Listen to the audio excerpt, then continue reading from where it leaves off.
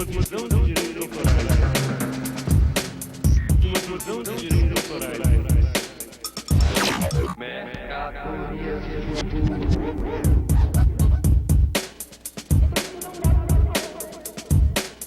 Uma visão de direitos autorais. Ganho dinheiro com poesias sobre o futuro. E aqui está meu produto.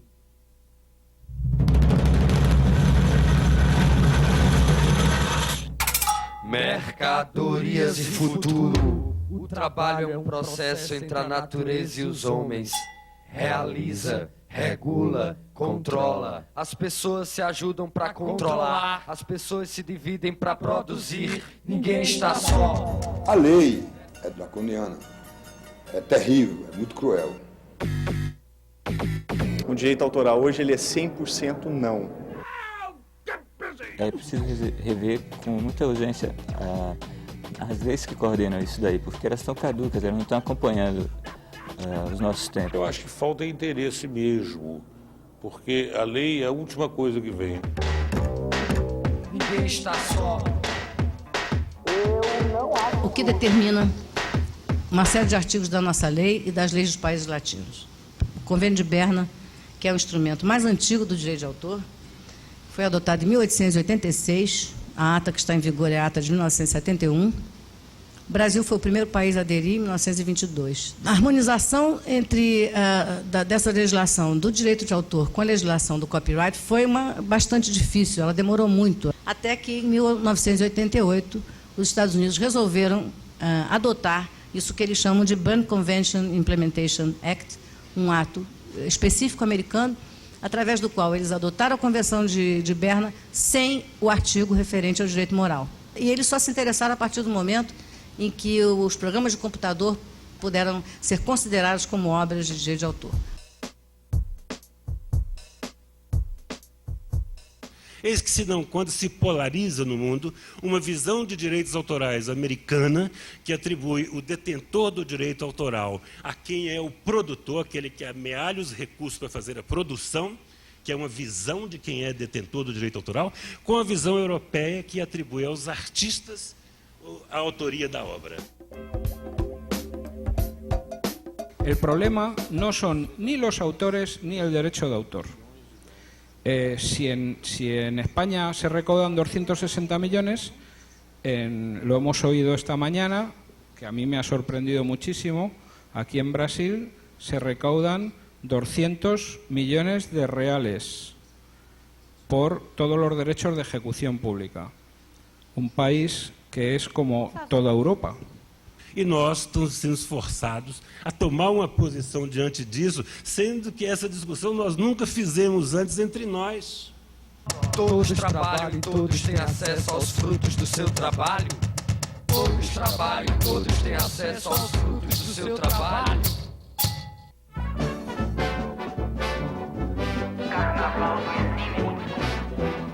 Não posso discutir direitos autorais no Brasil sem antes ver que somos vítimas de classificações do próprio mercado. Tipo assim, músico nacional, músico regional. Música regional, música popular brasileira, enfim. Esses conceitos estão muito superados hoje em dia. O que tem realmente para mim é o artista pobre, que ainda não fez sucesso, e o artista que já fez sucesso. Eu não vou na tua casa, pra você não vir na minha, que tu tem a boca grande, vai comer e a galinha. Oi, pega, pega, pega. Oi, pega, pega minha rola. Avô. Oi, pega, pega minha rola. Eu já gravei 5 CD, já gravei esse que está aqui, e gravei 2 na Alemanha, gravei 1 na Bélgica e 2 em Pernambuco, são 5 CD. Então quer dizer que eu com esse CD todo na mão era para ser riquíssimo, e trabalhando direto, fazendo aqueles projetos bons, era para ser mulher de muita dolo. Então, a lei protege apenas os músicos que trabalham com a coisa mais massificada, que são produtos de grandes gravadoras e que são também uma minoria. É uma lei que só interessa a esse tipo de gente. A Roberto Carlos, não interessa ao DJ Dolores.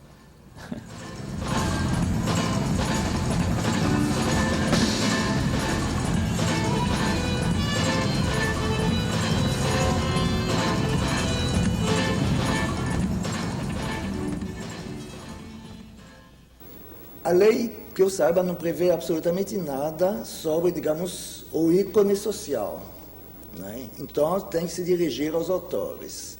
No caso do Que Tudo Mais Vai para o Inferno, o Roberto Carlos, por causa da sua evolução religiosa, é o que nos parece, não cede mais os direitos dessa canção e não quer mais que se use e que se fale de inferno.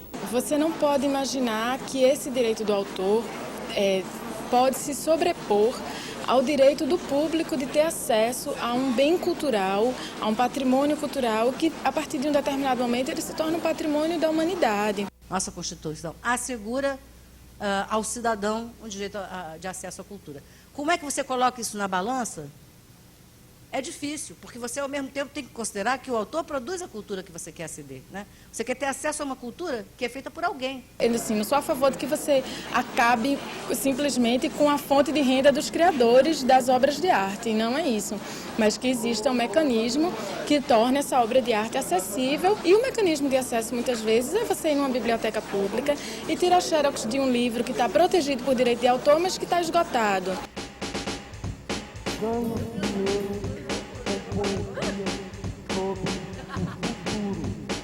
A própria lei tem em alguns lugares ela se contradiz, existem algumas indefinições e algumas contradições dentro da lei que deveriam ser evitadas. Como no caso da questão da obra coletiva, da questão da obra audiovisual que está mal definida. Agora, primeiro que tudo, segundo que nada, apesar dos amigos, eu tenho para cantar para os amigos. Eu não acho justo essa categoria só de diretor, argumentista e compositor, digamos. Eu não acho que tem muito mais. Acho o roteirista mais importante até do que o argumentista em termos de finalização da obra. Um argumento só, você não finaliza obra nenhuma, não existe filme só com argumento. Agora, com o roteiro... A Associação de Roteiristas luta pela valorização do texto escrito, entendeu? Porque, seja no cinema, seja na televisão, no audiovisual, de um modo geral, quer dizer, nada acontece sem um texto, entendeu? Escrito, sem um roteiro inicial. No Brasil, os autores reais são os diretores e as diretoras, isso não tem dúvida. O sequestrador Vitor, ele tem 32 anos e se chama Vitor Santos. Ele é um operário metalúrgico que se demitiu há 5 dias do emprego. Segundo a vizinhança, ele e a refém, Dona Dalva, eles estavam de casamento marcado. Segundo a vizinhança, eles desmancharam esse casamento há poucas semanas. Vitor não tinha passagem pela polícia. Ouvimos um tiro! Houve um tiro de dentro da No caso de Um Céu de Estrelas, que é um filme que teve uma bastante grande repercussão, foi a forma pela qual ela optou que deu esse vigor. Nós discutimos muito isto. Ela me diz, não, mas é o roteiro que me sugeriu esta forma. No entanto, eu acho que argumentistas e roteiristas deviam estar também sendo contemplados com uma cobertura legal, mesmo que os seus roteiros sejam alterados durante o processo. Como o Recife Tanto para Fora, por exemplo, é um poema de João Cabral de Melo Neto. E eu resolvi isso com ele. Não teve percentual depois, não teve problema nenhum, resolvi com ele. E o Com Sem Plumas eu fiz, compreende? Me lembrando do Capibaribe, eu estava em Barcelona, bolei o Com Sem Plumas. Eu gostava de ver os rios passarem, mas não existe essa vivência íntima do homem com o rio como existe no Recife. Seu silêncio alcançado, a custa de sempre dizer a mesma coisa. Estou aqui em pé, no som, na luz, para vender um livro.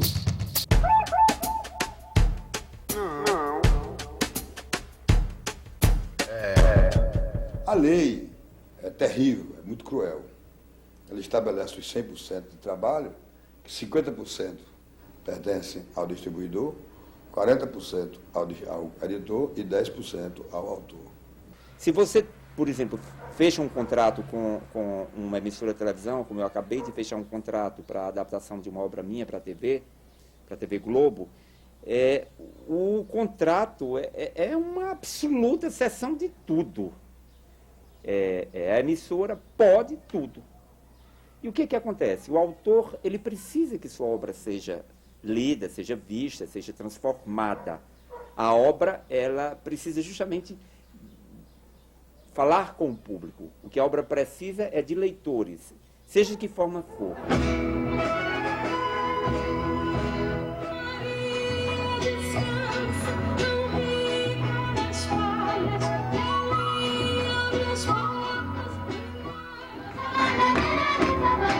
Eu tinha linda chita, mandei costurar. Sabe, linda. Então é uma questão difícil. No Brasil, muito difícil, muito complicada. Não há como fiscalizar. Sem esquecer, isso é fundamental, que o Dr. Fernando Henrique Cardoso nunca explicou, talvez porque ele tem alguma ligação com editores, com coisa e tal. Quando Lobão fez aquele movimento em torno de discos e de livros, ele sancionou a numeração para discos e cortou a de livros.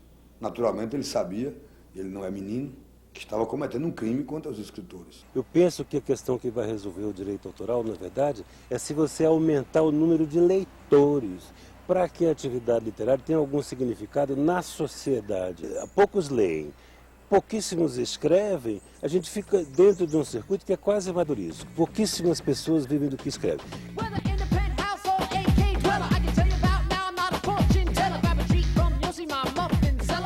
Em 1919, Duchamp tomou para si uma reprodução da obra Mona Lisa, de Leonardo, e simplesmente desenhou sobre essa reprodução um bigode e uma barbicha sobre a figura da Mona Lisa e embaixo colocou este nome inventado, o nome L-H-O-Q em francês, cujas letras lidas, corridas, dá essa sonoridade dessa frase.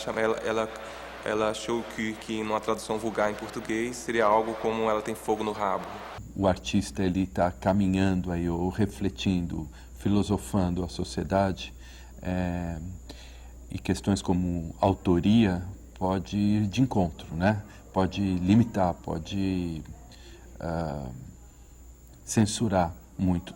Então essa ideia de apropriação na arte contemporânea é muito interessante por isso, por trazer, por problematizar, por questionar, por trazer ruídos a essa ideia que aparentemente é bem resolvida, é bem estabelecida, essa ideia de autoria. De vez em quando já começam a falar, a pedir assim, para pagar pelo direito da imagem. É uma coisa muito embrionária isso ainda, eu acho. O meu direito acaba quando eu vendo um quadro. As obras de arte são vendidas uma primeira vez, vendidas do artista para alguém. Quando ela for vendida uma segunda vez, o artista tem direito a um percentual do valor dessa venda. Mas isso eu não tenho notícia que se tenha praticado no Brasil. E não sei se pratica isso no exterior. Eu muitas vezes vejo quadro meu, cartão postal, ou sei lá, em outro lugar, e nem sequer me comunicam. Quando eu vejo, digo, olha... O artista plástico, isoladamente, ele não consegue exercer todos os direitos que a lei lhe contempla. É muito comum que a imprensa, tendo formado esse banco de imagens de obras de arte, material de divulgação, use não somente para a divulgação dos eventos a que se destinaram as imagens, mas use em outras matérias, em outras resenhas, em outros assuntos.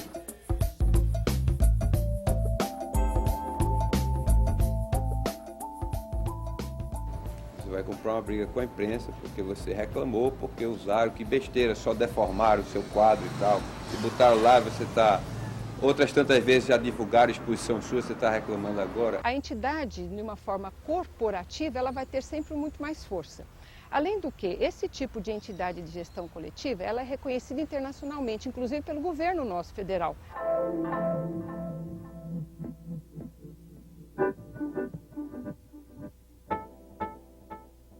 Eu acho que o artista também tem que se informar, né? Buscar formas de esclarecimento. É importante saber por que o ECAD arrecada e o que ele deve passar para o artista. Isso é uma coisa meio descontrolada. Eu me queixo de ter passado em lugares, inclusive, que eu tinha certeza que... tenho certeza que todos esses eventos, eles pagam o ECAD e eu não recebi os direitos. No meu borderô de compositor, eu sempre recebo coisas que eu não...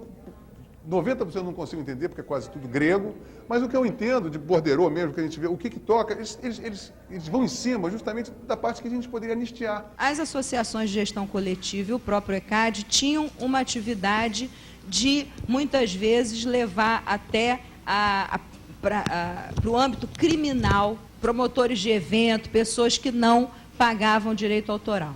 Tinham, de fato, uma atividade quase que policialesca e tal. Ultimamente não fazemos mais isso, justamente para não ter essa ideia de que a atividade é uma atividade repressora. E o ECAD, em shows ao vivo, escalifam todo mundo. Agora, quando você vai cobrar no meu borderô, tá ali, quermesse, festival, não sei o quê. Tem rádio? Não. Aí você fica assim, meu Deus, e a rádio? Eu toco muito na rádio.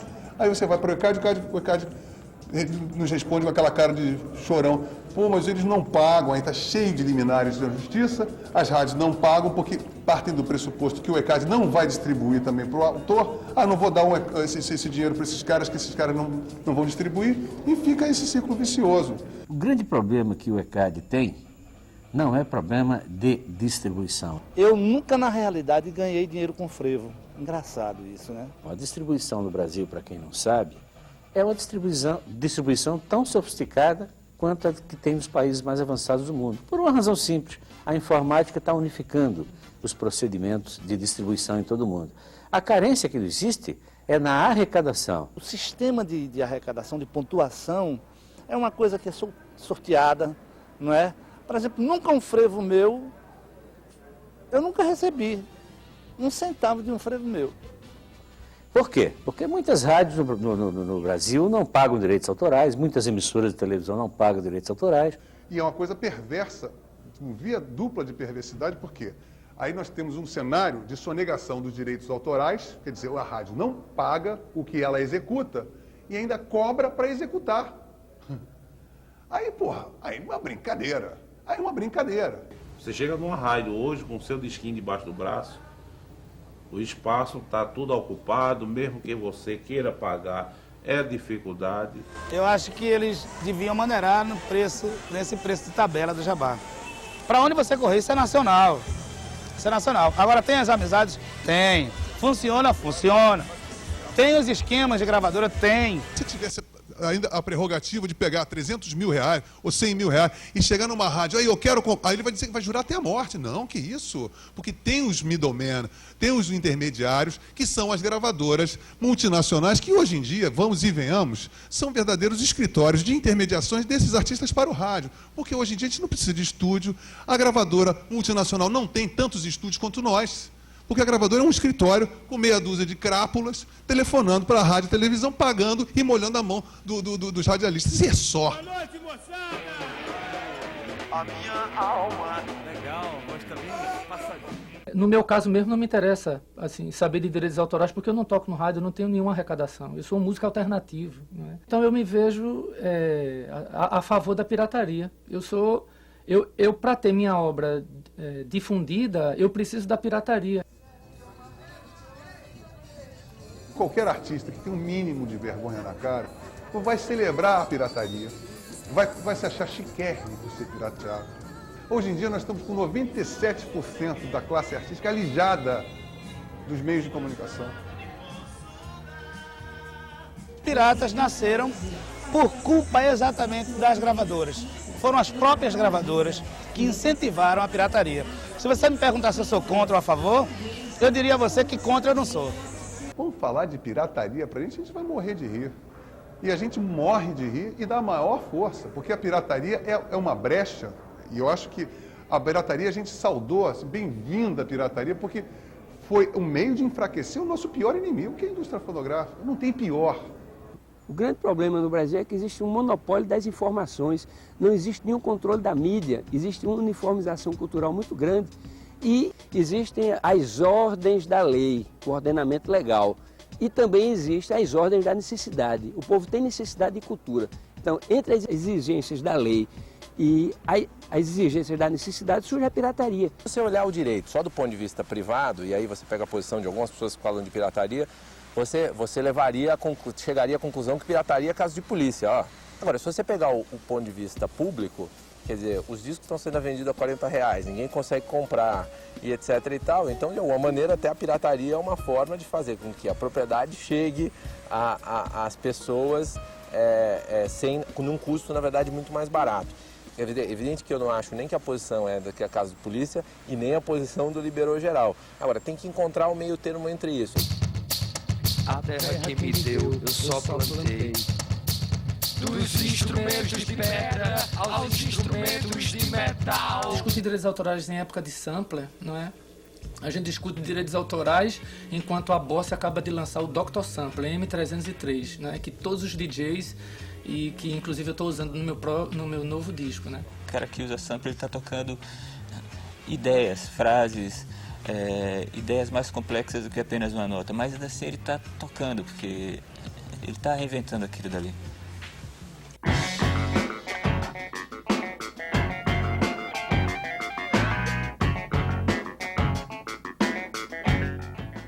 Uma banda, por exemplo, vou dar um exemplo da minha, a Suvaca, nós temos disponibilizado nosso disco todo nas redes P2P e ficamos contentes quando alguém do Japão ou da Suécia baixa o disco. O autor tem o direito de preservar o produto da sua atividade intelectual. Agora, se ele resolve deixar com que a sua obra circule pela internet, é uma opção dele.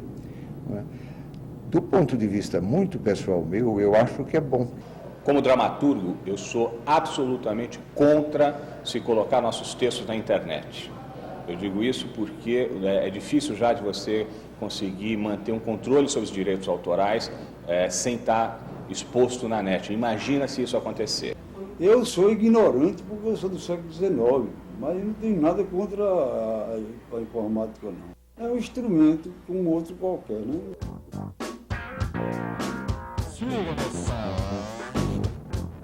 Para a internet, de qualquer maneira, nós ainda estamos na idade de Gutenberg.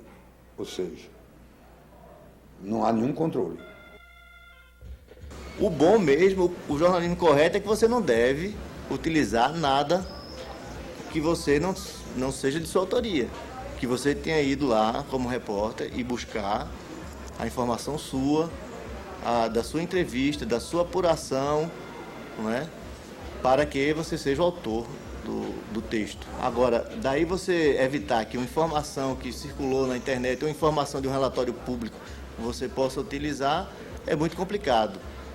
Ficaria uma coisa muito paranoica de saber você tirou isso, você tirou aquilo. Você não sei como é que é isso não, esse Big Brother aí de saber de quem é o DNA. Quando entra na informática, aí que complica, porque não tem muito para trás para julgamento, não tem jurisprudência. Não tem como você dizer, aconteceu esse caso em Helsinki e foi solucionado assim.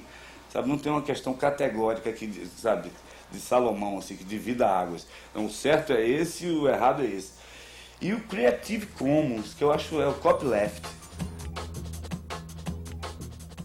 Apresentamos o Creative Commons. O Creative Commons queria encontrar um jeito mais fácil de ajudar as pessoas a dizerem para o mundo que elas querem permitir alguns usos das suas obras. O símbolo CC não quer competir com o direito autoral, mas complementá-lo. Ele permite que você mantenha os seus direitos autorais enquanto permite ao mundo algumas formas de utilização da sua obra, sob algumas condições. Se a letra C é como uma luz vermelha, então CC é a luz verde. Se a letra C significa proibido utilizar, o C duplo significa seja bem-vindo. Se a letra C diz todos os direitos reservados, o CC diz alguns direitos reservados, ou mesmo nenhum direito reservado. Se você fizer uma análise de mercado hoje, sobretudo se você analisar mercado musical e mercado audiovisual, você vai chegar à conclusão de que existe um gargalo muito grande Existe um fechamento do mercado para novos artistas e para artistas pouco conhecidos.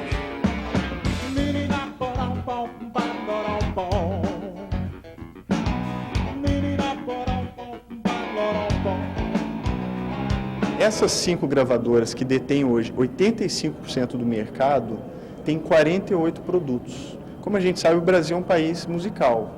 No Brasil, de um jeito ou de outro, todo mundo faz música.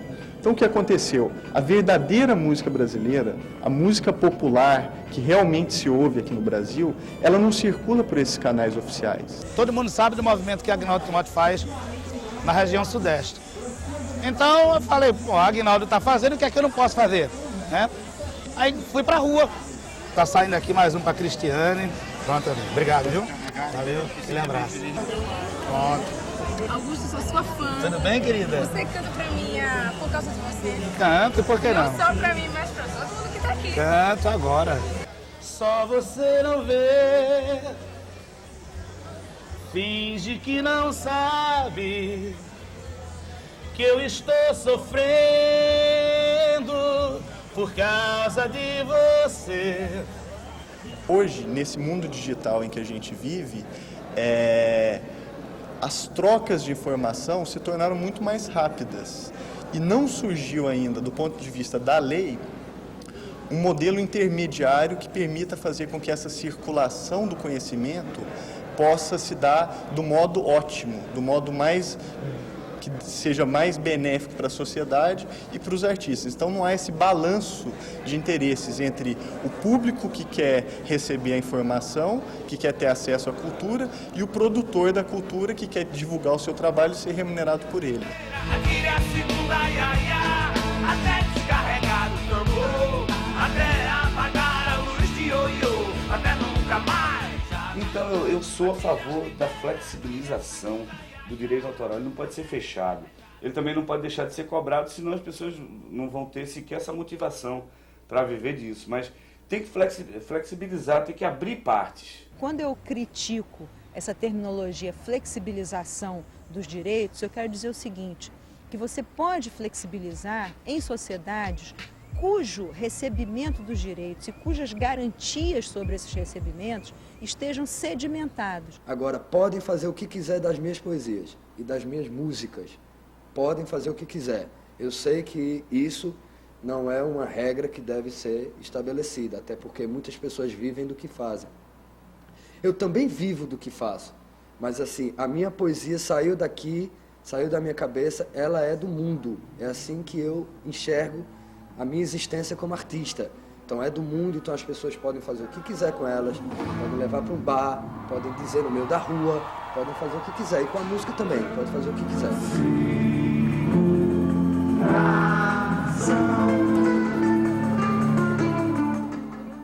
Então isso tudo é um dado muito novo, tem que se conversar, tem que se fazer só seminário, tem que se fazer palestra, tem que ser discutido e tem que ser legislado. A gente não pode ficar passivo e paralisado. A gente tem que ter uma tremenda responsabilidade de pleitear reformas e fazer estudos prospectivos, de saber, de poder fechar ao máximo. Mas agora a gente tem obrigação de defender uma equanimidade dentro desse setor. Estamos a discutir uma coisa que ainda não tem expressão social suficiente, embora saibamos todos. Os conteúdos são indispensáveis, são formuladores de um mundo novo e respondem a uma expectativa de fantasia e de sonho fundamental para criar a plenitude de estar no mundo, as ideias de cidadania, de justiça social, etc, etc. Mercadorias e futuro, como mercadoria pode ser vendido, comprado, trocado. Mercadorias e futuro, peço um pouco de atenção no precioso tempo de vocês. Ó amanhã, o que será o amanhã? Eu pergunto embriagado pelo vinho, pela dúvida e o medo da escuridão. O medo da escuridão.